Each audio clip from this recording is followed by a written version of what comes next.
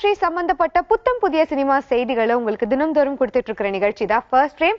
இன்னைக்கு first frame உடைய 100th episode, அதாவது ஃபர்ஸ்ட் ஃப்ரேம் நிகழ்ச்சி தொடங்கப்பட்டு இன்னைக்கு 100வது நாள்ல ரொம்ப வெற்றிகரமா அடி எடுத்து வச்சிருக்கோம். இந்த ஸ்பெஷலான டேவை செலிப்ரேட் பண்ற மாதிரியான நிறைய சுவாரஸ்யமான சினிமா அப்டேட்ஸ் உங்க எல்லாருக்காகவும் காத்துட்டு இருக்கு. அது என்னங்கிறத நிகழ்ச்சிக்கு போய் பார்க்கலாம்.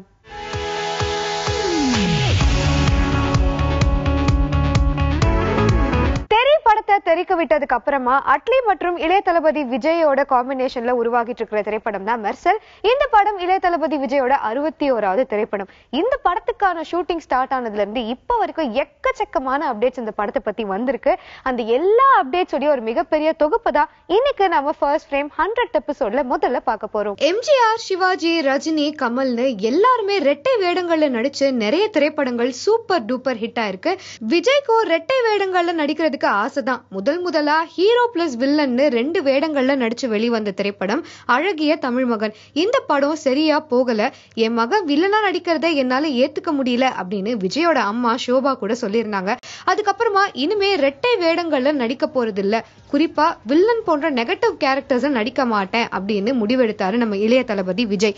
தானு தயாரிப்புல துப்பாக்கி அப்படிங்கிற வெற்றி படத்தை கொடுத்து விஜயோட உலகளாவிய சினிமா வியாபாரத்தை 100 கோடி ரூபாய்க்கு மேல உயர்த்தினாரு இயக்குனர் ஏ.ஆர். முருகதாஸ். அடுத்து கத்தி பட கதையை எடுத்துக்கிட்டு போய் விஜய் முன்னாடி நின்னாரு முருகதாஸ். ஆரம்பத்துல உற்சாகமா கதையை கேட்டுட்டு இருந்தாரு நடிகர் விஜய்.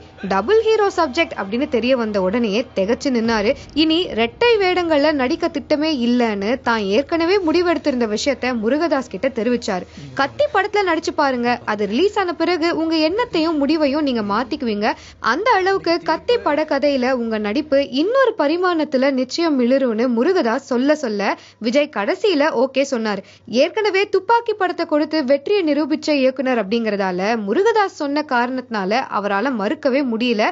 அதுக்கப்புறமா தீர்க்கமான முடிவோடு கத்தி படத்தோட கேரக்டர்ல முழு ஈடுபாட்டோட நடிச்சாரு. முருகதாஸ் சொன்னது மாதிரியே விஜய் நடிச்ச விவசாயி கேரக்டர் சிறப்பான வரவேற்பு பெற்றுச்சு. சிவாஜி நடிச்ச தெய்வமகன், ரஜினி நடிச்ச 3 முகம் போன்ற பிலிம்ஸ் எல்லாம் பாத்தீங்கன்னா சூப்பர் ஹிட் ஆச்சு. விஜய்க்கும் 3 வேடங்கள்ல மோகம் இருந்தாலும் அதுக்கான கதைகளோ சூழ்நிலைகளோ அமையல. திரைப்படத்தினுடைய ஷூட்டிங் எல்லாம் முடிஞ்ச பிறகு அட்லி விஜய் கிட்ட சொன்ன 3 வேடங்கள் நடிக்கிற கதை விஜய்க்கு ரொம்பவே பிடிச்சு போச்சு. அதுக்கப்புறமா தேனாண்டால் பிலிம்ஸ்க்கு அந்த கதையை சொல்லி விஜய் அட்லியை அனுப்பினாரு.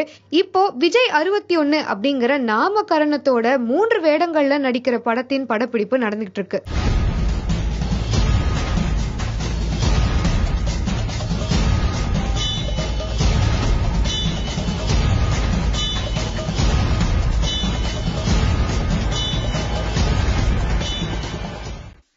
படத்துல நடிச்ச போலீஸ் அதிகாரி கேரக்டருக்காக சம்மர் கட்டிங் செஞ்சிருந்தவரு பைரவா படத்துக்கு அப்புறமா அட்லி படத்துல 3 வேடங்கள்ல ஒரு வேடத்துக்காக தாடி வளர்த்து பலவித கோணங்கள்ல போட்டோக்களை எடுத்து பார்த்தாரு. விஜயோட தாடி கேரக்டருக்கு ஜோடியா நடிப்பதுக்காக தான் ஜோதிகாவை கால் ஷீட் கேட்டிருந்தாங்க.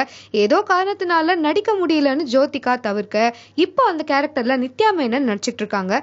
தாடி விஜய் தவிர இன்னும் 2 வேடங்கள்ல நடிக்கிற விஜய்க்கு ஜோடியா சமந்தா, காஜல் அகர்வால் நடிச்சிட்டு இருக்காங்க.